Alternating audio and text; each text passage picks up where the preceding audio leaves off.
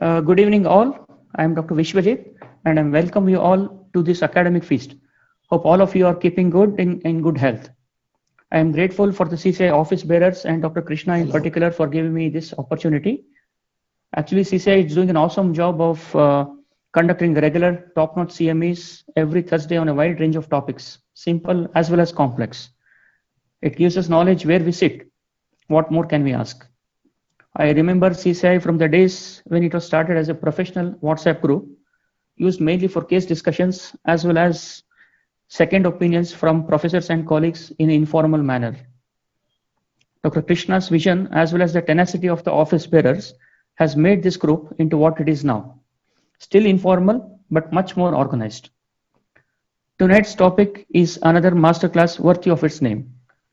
Though the ultrasound is with us from a few decades, its role in lung pathology and critical care is unique. Right now, it's taking up the role of chest X-ray, CT scan, as well as a stethoscope in the pulmonologist's hands. Actually, it may even replace a Litman, or Litman may make an ultrasound probe in the future. Jokes aside, we need the technique as well as the knowledge, because we need to interpret what those black and gray lines mean. Tonight's speaker is a renowned pulmonologist from Delhi, Dr. Anuradha. Madam has done her MBBS from Lady Hardinge Medical College, her diploma from VP Chest Institute, and her DNB from St. John's Medical College. She is now working as a pulmonologist in Army Hospital, New Delhi. Madam is also the state head of CCI, Delhi. I also welcome our fellow panelists, Dr. Ravi Doshi, CCI National General Secretary, Dr. Narendra Mittuku, CCI National President, Dr. Narayan Pradeep, CCI Chairman Trustee, Dr. Amutha Kumar, CCI South Zone Governor, and Dr. Agam Vora, West Zone Governor. Due to the unfortunate demise of our founder, Shri Krishna's father, Shri Navalli Hanumantrao, this CME has been converted into an oration masterclass. I now request Dr. Amutha Kumar to say a few words of condolences in view of the oration masterclass. Dr. Amutha Kumar, please. Thank you, my family of CCI. After a long time, I come. CCI is Krishna, Krishna is CCI. That's what means. I personally heartfelt condolences to my own father, Sri Hanumantrao, father of Dr. Krishna, a man of discipline, ethics, philosopher, and peacemaker, to whom and his wife, that is our Krishna's Amma, and the whole family of Krishna. He inculcated a deep sense of spirituality in our founder, Dr. N.K. Krishna, from a tender age of 3. Dr. Krishna could read all the spiritual granthas, Mahabharata, Ramayana, Bhagavad Gita, from the age of 5 only. I was really blessed more than any person ever equal to Dr. Agam Vora, as the whole family of Krishna has accepted as our chief guest during the 3rd CCI Con Madurai. And that is the only time the both Mrs. and Mr. Hanumantrao has come to Hotel Marriott outside their family for 4 days. Those days were marvelous, and spending homely time as father, whom when I miss father 6 months back at that time. In today's gathering, the bodies may be different in our CCI family, but the soul will be always one, in and around Krishna. Sri Hanumantrao is a man of epic. I feel, and I think we feel, we have blessed to live in such an era with such a nobleman person near us, with us, and inside us. It is my privilege to say I know such honorable person in my lifetime, even to my grandchildren after few decades until my last birth. For Krishna and his family, we always say we are with you, inside you, and around you, and always with you, always, always, always. Thank you.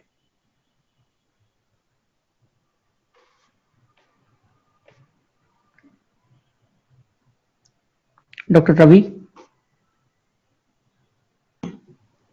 I would like to offer very sincere condolences to Krishna sir on the loss of his father. The loss of father is always a great an irreplaceable thing in one person's life, and that too in our dear Krishna sir, who has helped build CCI's family. It is a loss which we all of us feel personally. Uh, to describe this great man and simple man, I would just like to say that his treasured possession was a bicycle, which incidentally he had brought when at the time of his son's birth, our Krishna sir's birth, which he cherished till the last days of his life, on which he used to travel 30 kilometers also to visit his deity Hanumanta. And he used to use his cycle. He was such a simple but agile being that he used to cycle regularly, and he used to use it regularly till he was diagnosed with Parkinson's, epilepsy, and hypertension. And he was even offered a gearless scooter by our dear Krishna sir, but he just told to Krishna sir that at this particular age he doesn't need a scooter, and he was very well content with his cycle. Such was the nobleness and simplicity of this great person, Sri Hanumant Rao, to which I think on behalf of CCI, all of us would like to give condolences, because we see Krishna sir, and every son is the true embodiment of his father's thoughts and vision. And in that, we see Krishna sir's vision, which is also carrying CCI to the forefront and bringing CCI to the forefront in pulmonology, not only in India, but I guarantee you throughout the world very soon. Thank you. Dr. Aga? Good evening, everybody. Today we are here to offer condolences to the departed soul, Shri N.H. Rao, father of our beloved president, Dr. N.H. Krishna. Allow me to say this. I never got chance to say, I love you. I never got chance to say that I will miss you. Nobody told me that you're going to leave us now. It hurts that I never got chance to say goodbye to you. I got to learn from Krishna that Mr. Rao was a visionary. He was a self-made person. He was a very hard-working man, also a family man who loved his family, who loved his children. He touched many lives during this mortal journey in this world. And all of them would always miss him now, since he left us for heavenly abode. Parkinsonism affected him, and it made him incapacitated. But that did not let his enthusiasm die. He was full of life. He always had a very charming, infectious smile on his face. I got a chance to meet this giant personality, Shri N.H. Rao, on 2 occasions. Once at Madurai and then recently at Goa, where I had a chance to spend 2 full days with him. He could not much talk. He was on wheelchair, could not walk, needed help while eating, needed help while moving. But he always wore that loving signature smile on his face. I'm sure all of those who were there with us at Madurai know how happy he was when he was offered a small Lord Krishna idol by his new family, that is us, CCI. As Ravi was talking, he was very, the bicycle was very close to him. That was his prized possession. And just because when he could not any longer use it, he gifted this prized possession to his household worker's son. Look at the generosity. Even when he was not in good health, he remembered donating this particular cycle, something that is very close to him, to his worker's son. As I hear from Krishna, Krishna was made to read Mahabharata, Ramayana, Bhagavad Gita in Kannada at very young age. So that at the age of 5, Krishna could not only read, but also understand the meaning of these epics and these qualities. The sanskars go a long way, and it really helped him become what he is today. So when I see Krishna on this national stage, coming from a simple background, coming from a simple family, from a small town place, with very humble educational background, this success does not come to me as any surprise. He had to do well. He was trained to do well. He was groomed well. So he had no option but to do what he is doing today. In my Gujarati, I'm a Guju guy. In Gujarati, there is a saying, "Kuwama hoy to hawada ma aave." It means if there is water in the well and you put a bucket and fetch a pail, you will get water in that bucket. So by looking at the water in that bucket, you can judge the quality of water that is there in the well. A lot of you may not know Krishna's father, but you all are aware of Krishna's capacities. You all are aware of Krishna's personality. So I leave it to your imagination to judge and visualize how giant Sri N.H. Rao would be. Mr. Rao had a small family when he began his journey, but over these many years, his family grew. His family grew beyond his city, beyond his town, and now it is on the national front. And on behalf of the entire CCI family, I say, on our dark days, when we would feel inadequate, unloved, and unworthy, we would remember whose children we are. We know that you are somewhere there in heaven, looking at us, blessing us. I wish, I hope, and I pray that the departed soul finds rest in peace. I'm sure that is his dream. May God give enough strength to the family to bear this. I'm very happy that today's program on Masterclass is converted into oration, and that too in the memory of our beloved founder, president's father. And the first oration is being awarded to Dr. Anuradha Ahuja. Thank you very much. Thank you, sir. I request Dr. Narayan Prathipa to say a few words. Good evening, everybody, and welcome to today's master class, which is converted into oration in the fond memory of our founder trustee, Dr. Krishna's father, Hanumanta Rao. So we miss you, sir, and I have a fond memory with him because I met him first in the Davanagere when Dr. Krishna invited me for his every year he conducts one Asthma event on Asthma Day. Last 17 years he is conducting regularly, and it is even mentioned in the GINA website also. So that was the first meeting where I could sense the great personality and how he inculcated or developed a leadership qualities in Dr. It is said that we are born and not made. That is certainly the case in our founder, Dr. Krishna, and his hard work and dedication. He is now able to found a national association, National Trust, Chest Council of India, which helps each and every pulmonologist, and it connects both emotionally, scientifically, and academically. And we feel like we are like a family. And thank you, this wonderful oration. I request Dr. Narendra to speak a few words. Dear friends and CCI family gathered here today, this day today is a hard one for us all. It is so much easier to mourn in silence. It takes away the worry of the not being able to get your words out, or even just simply getting the right words out. But silence are not. One thing which I am sure we all appreciate today is being here all together, sharing in each other's silence, sharing in each other's moments of thoughts for Sri Novala Hanumanta Rao Garu, who was a superintendent in Government Science College in Chitradurga, who we all love as a friend, a loved one. We will all have our own personal and special memories of Mark Sri Hanumanta Rao Garu left in our hearts, in our lives, and it is very hard for me today to be up here, hearing my own thoughts out loud, trying my best to focus on happiest times Sri Hanumanta Rao Garu brought us, rather than the fact that Sri Hanumanta Rao Garu is no longer here with us today as known it. We love and miss you, Sri Hanumanta Rao Garu, past, present, and future. Thank you. And I have one more task in my thing to felicitate Dr. Anuradha Ahuja for this oration speaker with a certificate and memento for his talk on today. Thank you. Thank you, sir, for those beautiful words.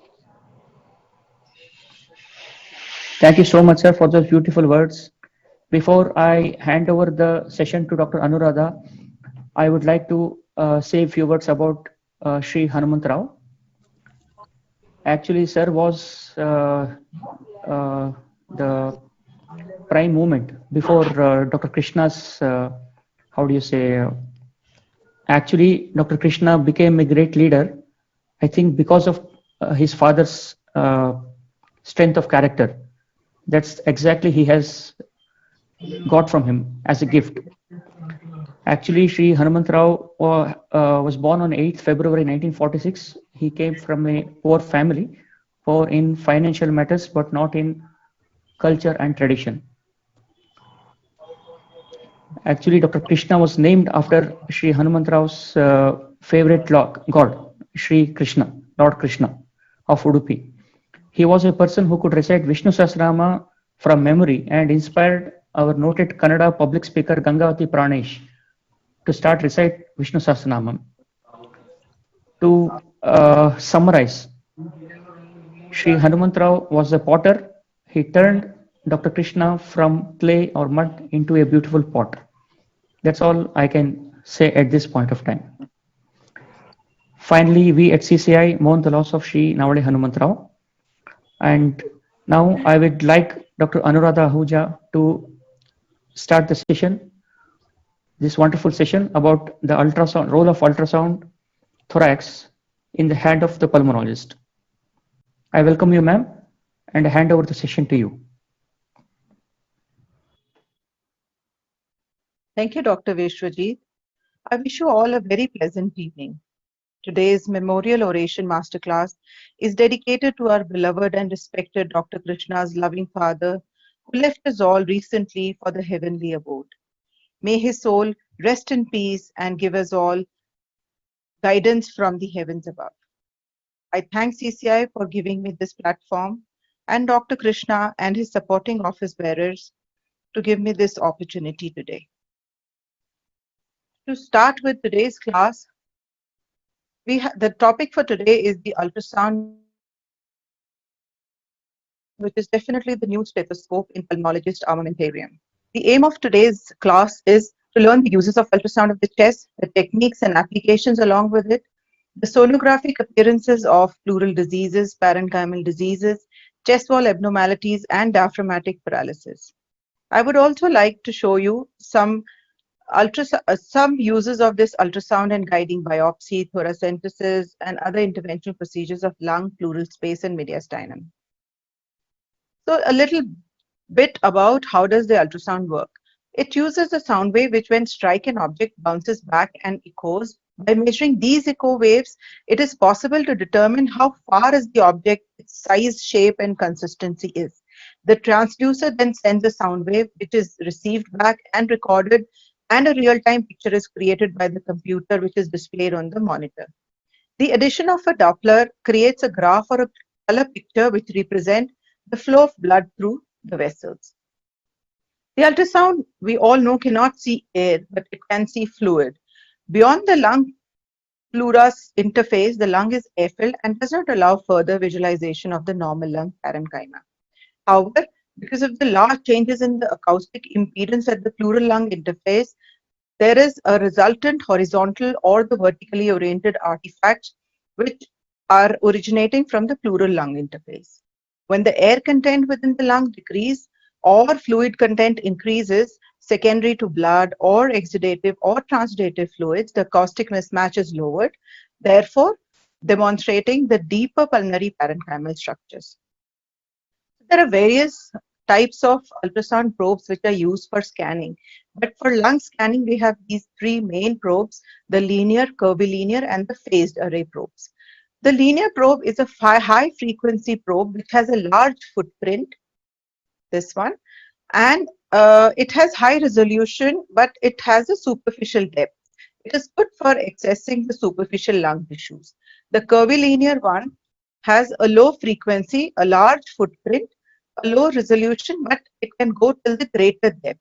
If you can see, the shape of the beam here is a convex shape. Here you get a rectangular shape of beam.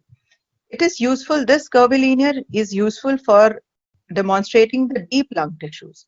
The phased array ones are the lower frequency ones which have a small footprint.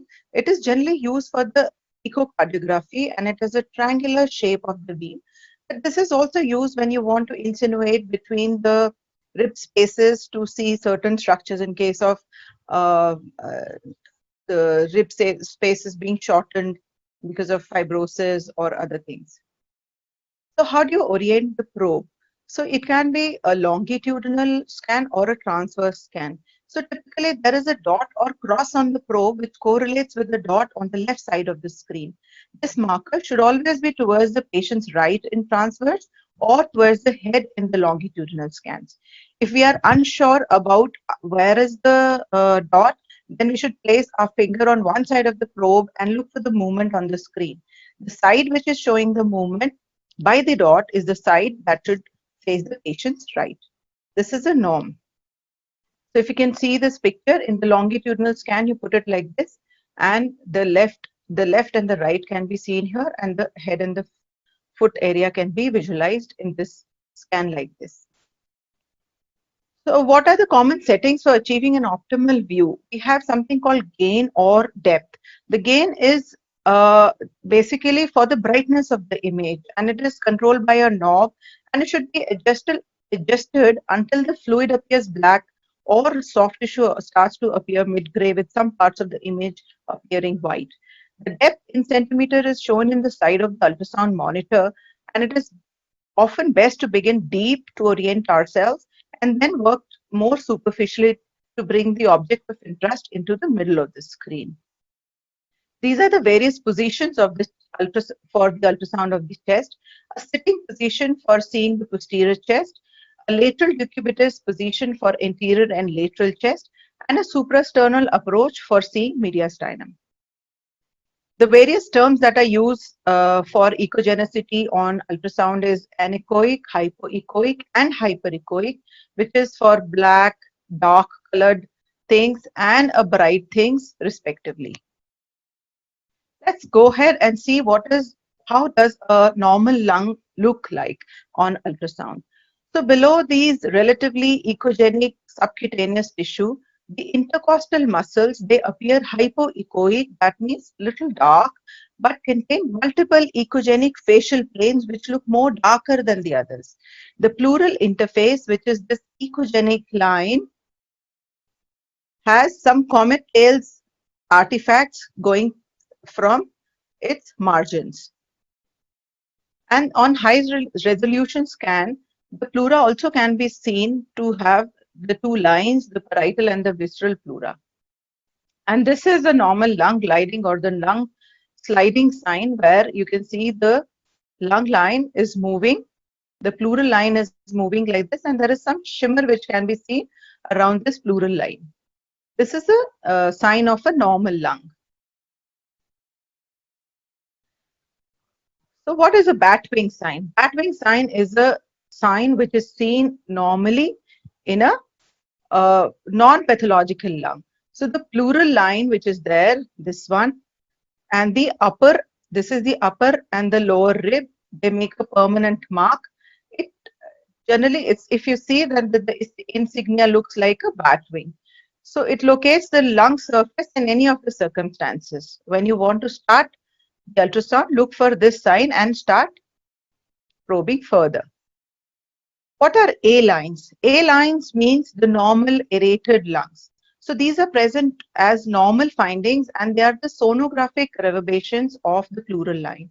These are again the artifacts which appear at regular intervals deep to the pleural line and between the rib shadows. The presence of these A lines with other signs also depict pneumothorax and also seen in Asman COPD. I'll be telling about them further when I tell you more about the disease processes. So this is a pleural line, and these parallel lines that we can see are the A lines. This is a CT of a normal a patient, a normal lung, and this is the corresponding ultrasound that the A lines are present in the normal lung. These are also A lines. These are also normally present. These are the A lines. And these short arrows which are shown, these are actually the B lines, which I'll be telling you in the next slide. And this is the echogenic pleural line. So what are comet tails? The comet tail is a general term which is used for hyperechoic vertical sonographic artifact that is present during lung ultrasound. This is the comet tail. It arises from the pleural line. B lines are a type of comet tails. So what are B lines? This is a type of comet tail artifacts, the perpendicular ones, but it arises from the pleural line always. It moves with lung sliding. When you move your probe around it, it moves with the lung sliding. The pleural line moves. These lines also move along with it. I have some videos showing this. I'll show it in the other slides. Then when there is lung sliding, they long without fading. And they are always well defined like laser-like. And they erase the A lines which are present here. The A lines cannot be seen behind these B lines. And they, of course, are hyperechoic. That means very bright white like things. So are these B lines normal or not? Of course, they are normal if they are present from 1 to 4 between two rib spaces. But if there are multiple B lines, they are obviously abnormal and they are present in pulmonary edema, ARDS, interstitial pneumonias, pulmonary fibrosis, and lung contusions. So you can see these lines, they are moving with the lung sliding, and they are present throughout the scan, and they are echogenic and multiple in number, so they are pathological ones. Other sign is a seashore sign and a barcode sign. We generally compare both of them. The seashore sign is a sign of a normal lung. On an M-mode pattern, this seashore sign has a granular pattern of the lungs, which is shown here, and the straight lines, which are the subcutaneous tissue and the pleural lines here. The barcode sign, the granularity of the lung is lost, and there are uninterrupted horizontal lines which appear, and this indicate a sign called a barcode or the stratosphere sign, and it is indicative of lack of normal aeration seen mostly in pneumothorax. Now coming to the lung sliding, which I just told in brief, it's a sign of a normal lung. So when there is pneumothorax, there is absence of this lung sliding sign. There are other signs which are present in pneumothorax, which I'll be telling you a little later. But are there any other places where the lung sliding sign is also absent? Yes. When there is one lung intubation, when there is total atelectasis, when there is effusion, pleuroparenchymal adhesions are there, chest tube is placed, or in advanced COPDs, the lung sliding is absent. So we can see a shimmering line which is moving around. So this is the lung sliding. You can see the lung sliding along this line. What are the diagnostic uses of ultrasound of the chest? So you can use it to diagnose pleural effusion, pleural thickenings, and evaluation of the pleural neoplasms. The classic appearance of pleural effusion is an echo-free layer between the visceral and the parietal portions of the pleura. It's very useful in the ICU settings where patients are in the supine position, and it's very difficult to distinguish between pleura and the parenchymal opacities. Many things mimic these opacities, and the ultrasound comes in help at that point of time. So the pleural effusion can be estimated, the volume also can be estimated on ultrasound by something called PLD, which is the distance between the posterior chest wall and the lung line. So this is the lung line, and this is the posterior chest wall, and this is the distance between these two. There are few formulas which are available. One of them is that if it is more than 50 mm, the amount of fluid is approximately more than 500 ml.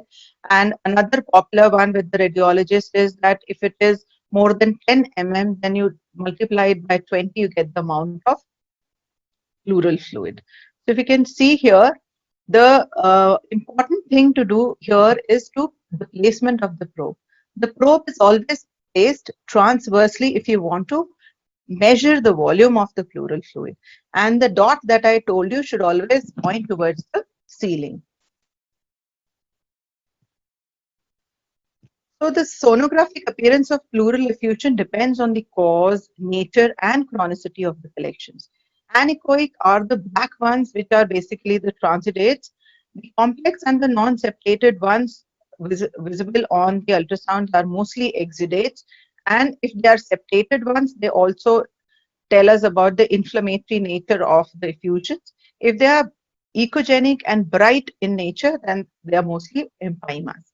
So these pictures are denoting the same thing. So you have an anechoic effusion here, all this black thing here, with the passive atelectasis of the underlying lung, which is seen here.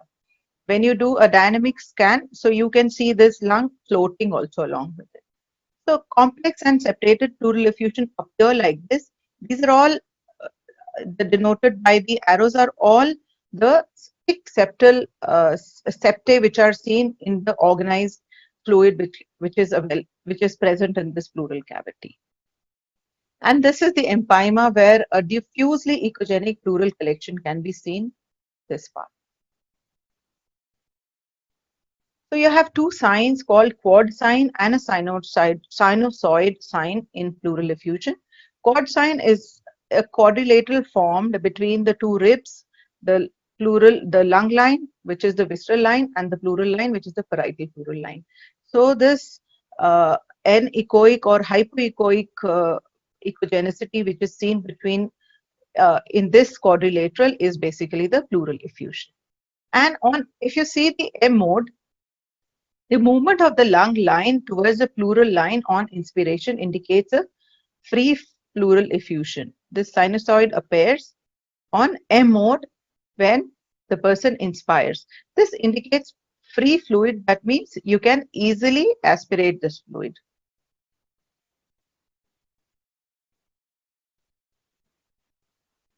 What is pleural? So, how does pleural thickening look like on ultrasound?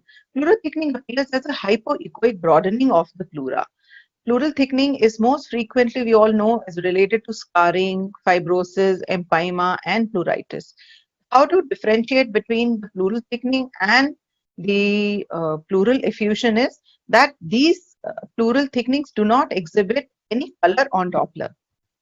You can see this thick pleura is still, hypoechoic and not taking any color on Doppler. That differentiates it from the pleural effusion. So we'll learn about certain signs which are present in pneumothorax. The key sonographic signs are absent lung sliding, exaggerated horizontal artifacts, which are the A lines, loss of comet tail artifacts at the B lines, and the broadening of pleural line at times to a band. So the lung sliding has a very high sensitivity and the negative predictive value in assessing the pneumothorax bedside. The barcode sign, which is present, as I've already mentioned earlier, also known as stratosphere sign, is also indicative of pneumothorax. So we see here, this is the absent lung sliding sign. We'd seen here earlier also that the lung is moving here. We can see this shimmery line here, which is the pleural line.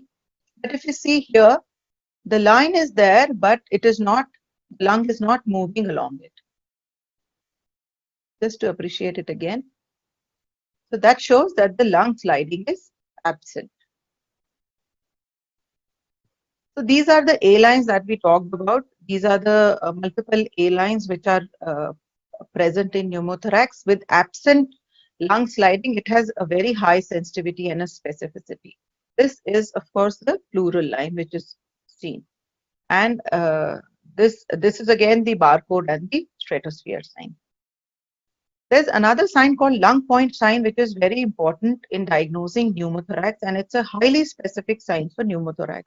It involves visualizing a point where the visceral pleura, that is a lung, begins to separate from the parietal pleura, that is the chest wall, at the margin where the pneumothorax is present.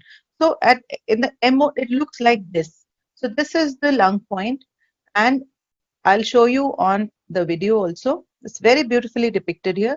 There is lung sliding here.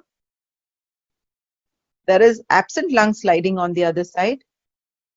And the point between both of them is the lung point. So that is the lung point, which is diagnostic of pneumothorax.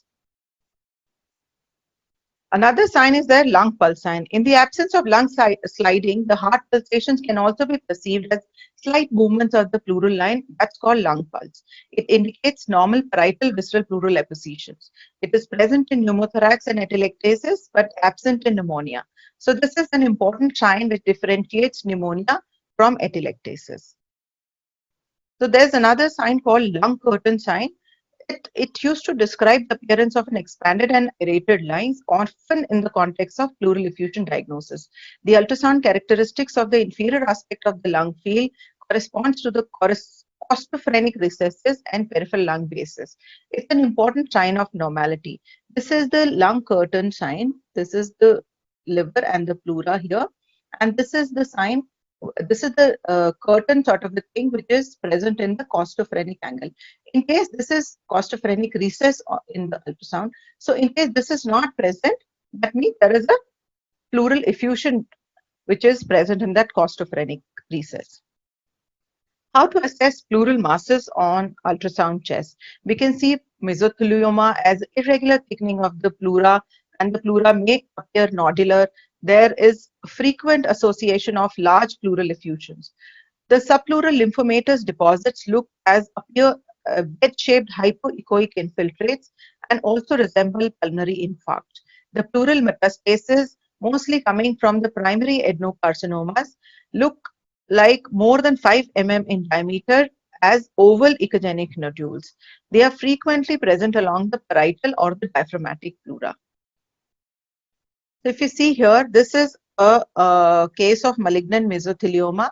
A nodular lobulated pleural mass can be seen on the CT scan, which is invading the chest wall. So on ultrasound, if you see, this is the pleural line, and this is the pleural mass, which is going towards the lung and also towards the chest wall. These are the pleural mets from adenocarcinoma in a 49-year-old woman. This CT scan is demonstrating lobulated appearance of the pleura within the right hemithorax.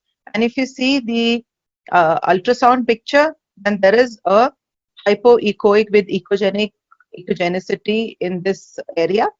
And if you see the Doppler image of it, you can see new vascularity within the mass with irregular tortuous vessels, which indicates that this probably is a metastasis. How to assess parenchymal diseases on ultrasound? In healthy individuals, as I said, the visualization of lung parenchyma is not possible because of the difference in the impedance between chest wall and the air within the lungs. The parenchymal diseases which extend to the pleural surfaces can be seen because they replace the air within the lung and create an acoustic window through which the assessment of the lung tissues can be done.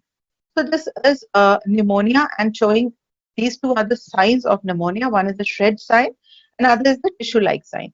In case the pneumonia or the consolidation is non-translobar, that is not involving the whole of the lobe, then you can see the shred sign. This is called the fractal line, which is the border between the consolidated and the aerated lung, and it is irregular in appearance, and it fully opposes the lung line. So this is the irregular pleural line can be seen. These are the confluent B lines which can be seen if you can appreciate it, and the A lines which are lost here. And if you see the normal lung, you can see A lines, you can see very few B lines here, you can see a pleura, normal pleural line here. And the tissue-like sign is basically seen in a translobar consolidation, and the echogenicity is that of a liver. So it looks more like a liver. But you see there is a liver, this is the diaphragm, and this is actually the consolidation which is looking like liver. It has both the signs have 90% sensitivity and 98% specificity on lung ultrasound. This is again an ultrasound picture demonstrating an area of consolidation within the right lower lobe, and the texture appears isoechoic to the liver. This is liver, this is the consolidation, and it appears isoechoic to the liver. And another feature that I want to show you, that on color Doppler scans, the pulmonary artery and its branches supplying the segment can also be seen within it. This is a CT scan which shows a central perihilar mass, but it is associated with a collapse and consolidation of the left lower lobe. The margins of the mass, however, cannot be clearly demarcated from the mass. So, this ultrasound scanning would help us a bit in differentiating between the collapsed lung, the consolidation, or the perihilar mass. So, this is demonstrating a fluid-filled bronchi here as an anechoic branching structures. The central tumor here appears as a well circumscribed mass, slightly hypoechoic compared to the adjacent consolidated lung. So this is a mass which can be now differentiated. The peripheral lung tumors always appear as homogeneous, well-defined mass which is usually hypoechoic. They may sometimes show slight echogenicity, and a posterior acoustic enhancement is mostly seen in these lung tumors. The high-resolution linear ultrasound probes that I had just shown you are best suited for this, and they are useful for assessing the invasion of the chest wall of the tumor. So this is a tumor here which can be seen.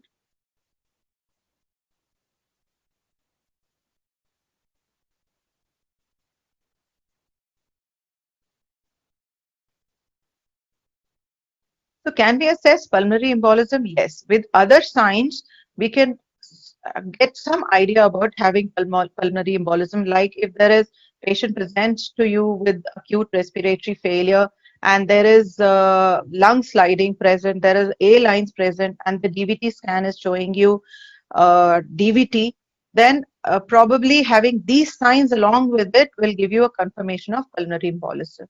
CT scan, I would again say, would be definitely better and preferred modality, but these would give you some ideas regarding pulmonary embolism. We would get a wedge-shaped hypoechoic pleural base lesion, and you can see small pleural effusion also along with it. So these are the wedge-shaped opacities seen in all 4 scans here. So anything else that can be seen with pulmonary embolism? Yes, you may see some right ventricular strain. You may see some consolidation, focal subpleural consolidation underlying that. And you can see the right ventricular enlargement here with the D-shaped left ventricle. That also will give you some idea regarding the diagnosis being pulmonary embolism.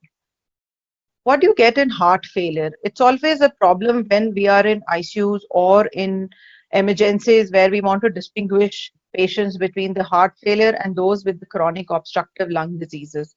So in heart failure, generally we have multiple B lines present.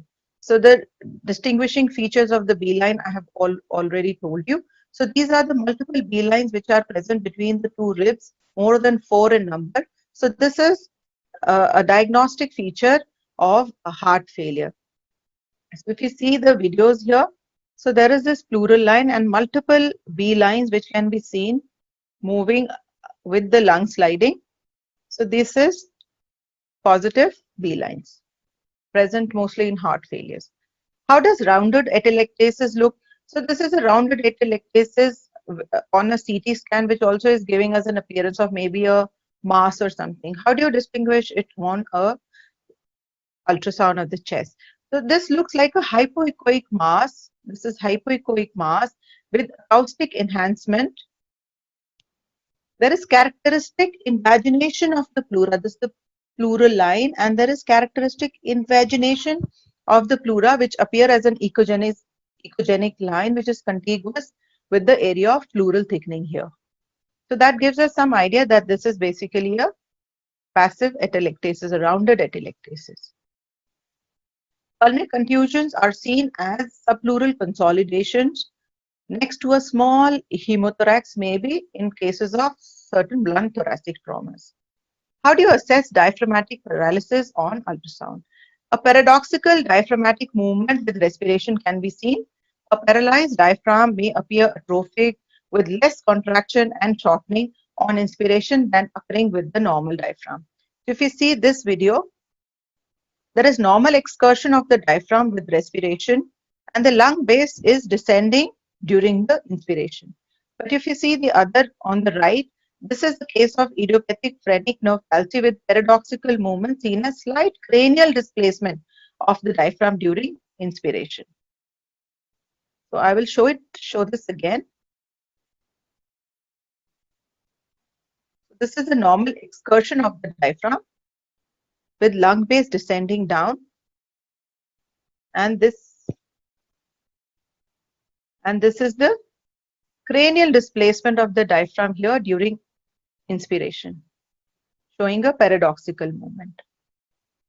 The ultrasound of the chest can also be used for various interventional procedures like thoracentesis, catheter drainages, pleural biopsies, chest wall biopsies, evaluation of lung cancer, pneumonia, lung abscesses, and mediastinal masses. So this is a CT scan showing a mediastinal mass. This is the approach that I showed, the suprasternal approach to evaluate the mediastinal masses. This ultrasound scan is showing the mass with great vessels within the mediastinum on the color Doppler. So this is the mass here, and it shows that there are great vessels inside it. The pleural biopsies can also be taken while doing the ultrasound scans of the chest.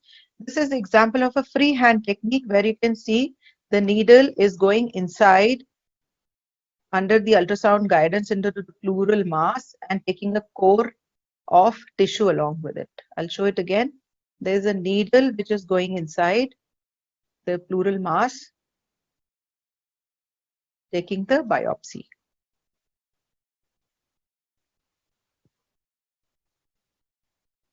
The peripheral lung tumors that are in contact with or near the pleural surface can be safely biopsied under ultrasound guidance. The tumors which exhibit central necrosis are particularly, this ultrasound is particularly useful in such cases in directing the biopsy to the solid viable portions of the tumor, which obviously improves the sensitivity of the procedure. So this is a 18 gauge cutting biopsy needle which can be seen going into this mass here, this needle in the left lower lobe. This mass was associated with atelectasis and effusion. So ultrasound helps us to direct the needle straight to the mass.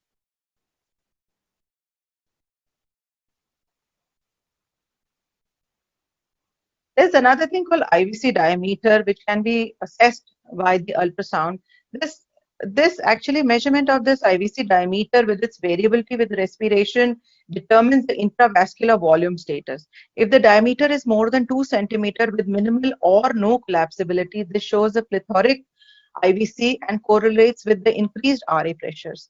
IVC which is less than 1 centimeter with complete collapse on respiration indicates a flat IVC and indicates low preload and potential fluid responsiveness. So you can see a flat IVC here. This is the flat IVC here. This is a plethoric IVC, and this is the iota which I have shown just for comparison of the size. This is iota here, and the IVC is looking as big as the iota.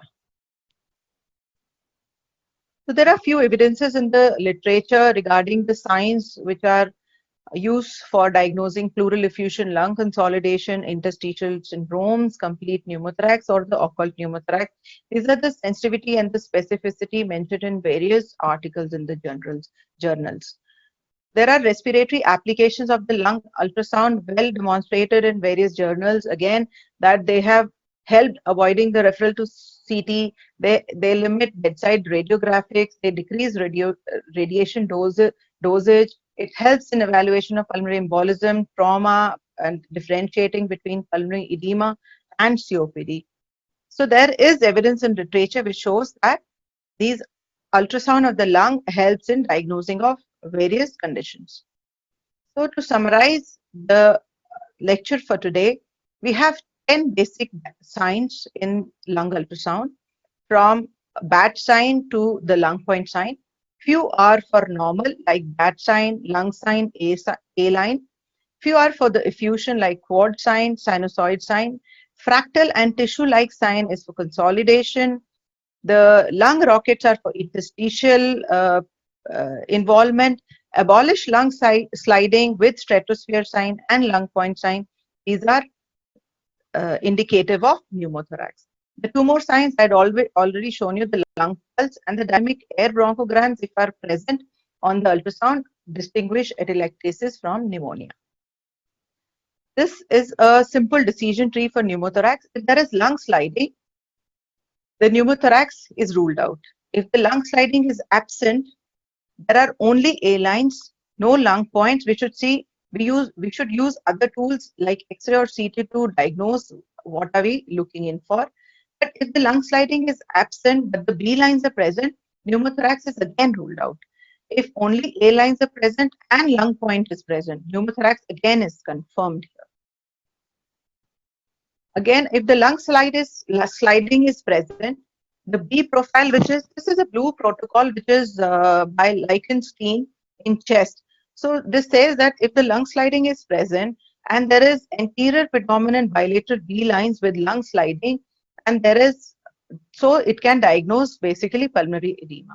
If the lung sliding is present and there is an A profile, which is bilateral A lines with lung sliding, and venous analysis shows thrombosed vein, then you can with confidence diagnose pulmonary thromboembolism also.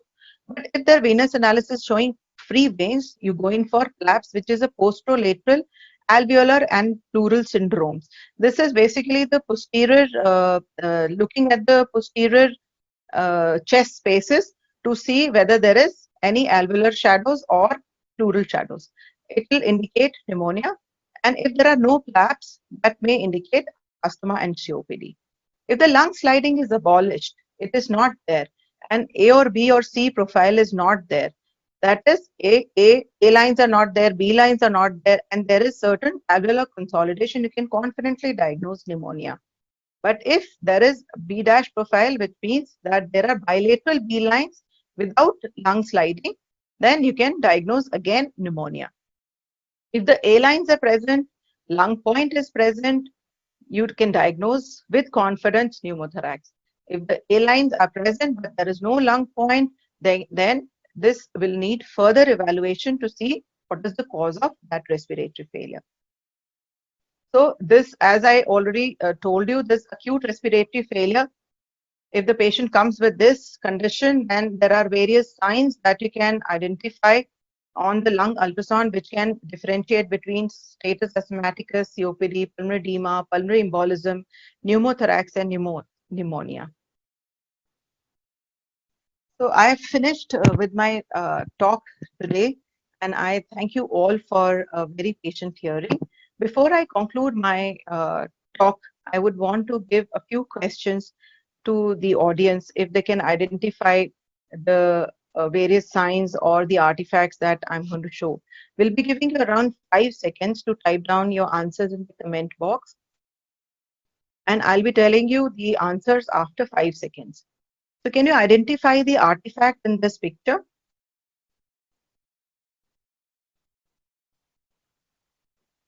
So most of you have answered it correctly. These are the B lines. They are multiple. They are ectogenic. They are arising from the pleura, and they look bright. And these are the typical B lines. What are these signs that we can see on the screen?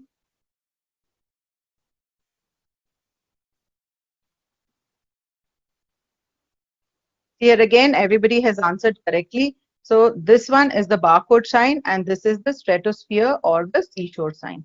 This is the normal lung, and this is the pneumothorax. Can you diagnose this condition?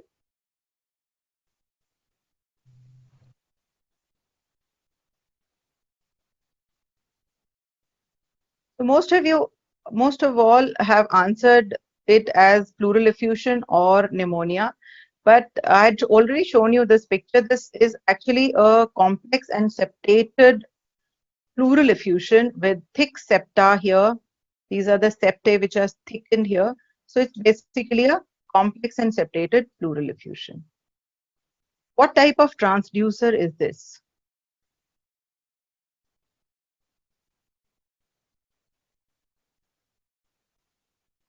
So it's a linear probe, and it has a large footprint, and it is used for seeing the deeper part of the lungs. Can you diagnose this condition?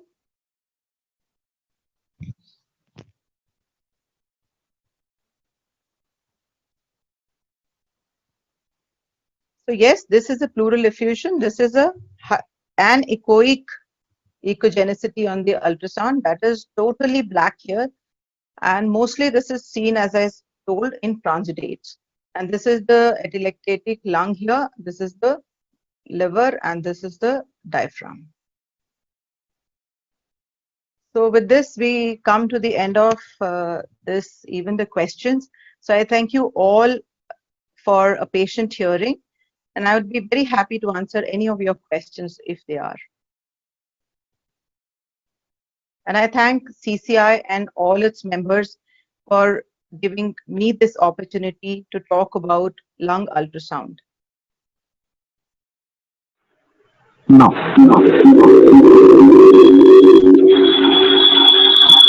That was awesome. I can't say it more well. And thank you, ma'am, so much for the academic feast, actually. And that was a wonderful session elucidating the intricacies of the ultrasound as well as its implications in the hands of a pulmonologist. It was very eye-opening. And if everybody is ready, we'll start the Q&A session. The first question is from Bengal, asking about the efficacy of ultrasound thorax in bronchiectasis. So particularly there have been few studies. In the same vein, regarding the role of ultrasound thorax in interstitial lung disease, do we have any more evidence of efficacy or accuracy compared to the CT scan? Yeah, these are again the hot topics of nowadays, because people want to avoid CT scans, avoid going to the these galleys of CT scans. So they have again few studies are there who have compared the various findings on the lung ultrasound with PFTs, with the 6-minute walk test, desaturations. So they have seen that the B lines which are present, the number of B lines, because as you've all learned that B lines are actually the alveolo-interstitial pathology sign. So once these B lines are present, the number of B lines which are present can be correlated with the fibrosis. So they've seen that these things are present, and also there is a fragmented pleural line along with it, which suggests that there is some pleural thickening, subpleural nodularities are there. So these are some of the few indicators that probably ILD is also present. And of course, if there is things like organizing pneumonia, you can have the shred signs which are present, which is the non-translobar pneumonias which can be picked up from there. And also there is another thing, that diaphragmatic mobility plus the diaphragmatic thickness. These things also have come into picture, and people have started scoring with all these things to detect the ILD and the severity of ILD also. These are the hot topics. Okay. Now. Thank you, ma'am. And coming to the hot topics, the COVID-19 is all the rage right now. And do we have any, not evidence exactly, do you have any role of ultrasound in COVID-19 diagnosis apart from CT scan, of course? So again, it goes to those 10 signs that we have seen already. So if we go through the signs that we have, so we can identify that if there is a sort of interstitial thickenings, alveolar interstitial patterns which are there, then you'll see more of B lines. Supposing there is a fluid overload or ARDS kind of a picture, then again there will be B lines. Then if you have pneumothorax, you'll have the signs of pneumothorax along with it. But particularly because obviously the signs of COVID pneumonias are not very specific. We all know that. Though the CT scorings are there, but the amount of consolidation which is there can be present in any organizing pneumonia. So in case you want to do the correlation in the radiographics and the pictures on the ultrasound, you may get some few signs. And it can be useful in the ICU settings because you may not want to do the radiographics again and again. So these kind of small little things like having more of V lines now, so can give you the indication of the fluid status also, and also the alveolar interstitial part of it. Maybe more of consolidation, the shred signs if are present will give you an indication that it is worsening. So that way, yes. But in particular, I would say that to diagnose this would be a difficult thing, but then to monitor the progress or the improvement in the disease probably will help. Yeah, that's fair. And ma'am, how do you, I mean, we all know the accuracy and efficacy of the ultrasound compared to the CT scan. So if you see that a few of my last slides where I had mentioned the literature which is available in the current scenarios. So in many of the articles in the journals have published this, and there is quite a bit of correlation between the lung signs which are there and the particular pathology.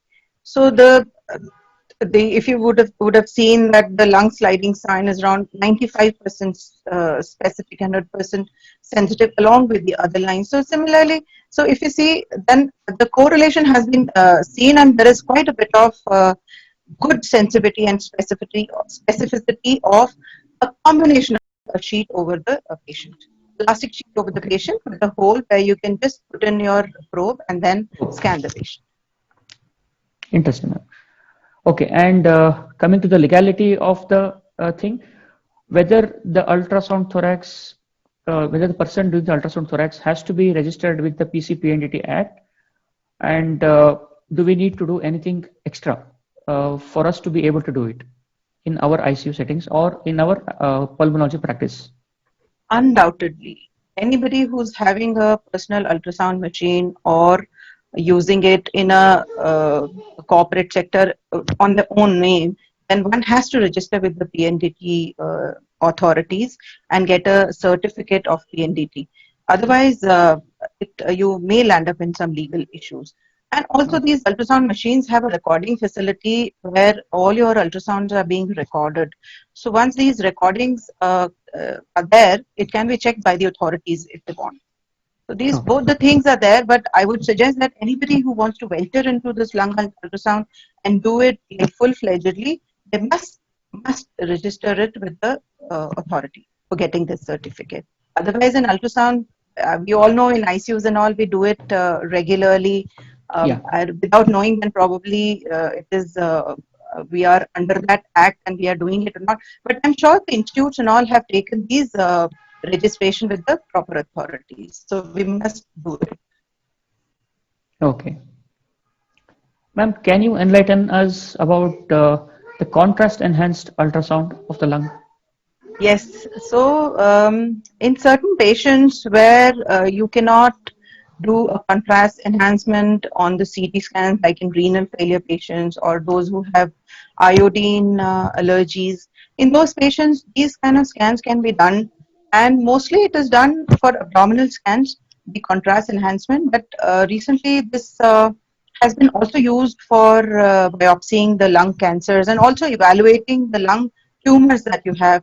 Because we all know that the phasic enhancement, if at all is there, if early enhancement is there, we know that it is from the pulmonary artery. So maybe the pneumonia and those pictures can give the early enhancement, and the late enhancement, which is because of the bronchial artery. So those are the tumors basically. And certain areas which are not giving enhancement, so they are devoid of the blood supply, and probably you can go through those areas and sample out from those areas. And I've also explained in my slides how the ultrasound can help you go to a particular area where the representative sample can be taken out of it. So these both the things, normal ultrasound plus the contrast enhancement, will definitely increase the yield. Good. And coming to the title of the topic, ultrasound thorax in the hands of a pulmonologist. Our one doctor from Kottuvalli has asked, can pulmonary ultrasound scan completely replace a stethoscope? For example, in United States, they have introduced something called as a butterfly probe for the iPhone, where the intensivists and the pulmonologists are using it day in and day out. It is difficult to do it in India, but do you think in the near future it's possible? So everything is possible. We all know that. But would we want to do it? Would we want to leave our stethoscopes, which are there in our hands since probably we decided to become doctors? So I know personally, I would say they will not replace it. They will be an additive, a supplement, a complement to our clinical skills, to our auscultatory abilities and capabilities. So let's see what the future holds for us. But I don't want the Litman to go out of practice, so I think it's okay. Or else Litman can produce an ultrasound machine. Yeah, probably. That also may be possible. Okay. I think that's it for the question and answer session. I am very honored and I'm very proud to present this certificate of recognition to our esteemed speaker, Wing Commander Dr. Anuradha Ahuja, in view of the masterclass oration dedicated to our founder president's late father, Sri Navale Hanumantrao. I'm very honored, ma'am. Thank you so much. Thank you wholeheartedly for this enlightened session. You told us about the simple as well as the complex nuances of the ultrasound thorax. Its use in ranging from malignancy to effusion to pneumothorax to the newer contrast enhanced ultrasound also. You have opened our eyes truly. I thank you and I wish you a good night. Thank you so much. I just wish that probably this class would have motivated most of our youngsters and also our pulmonologists to start doing the ultrasound more and benefit from it. Thank you so much, CCI, and thank you, Dr. Narendra, for giving me the opportunity to do this oration masterclass. And thank you all for patience listening. Good night. Thank you all for logging in. Jai Hind. Jai Hind. Well said, ma'am.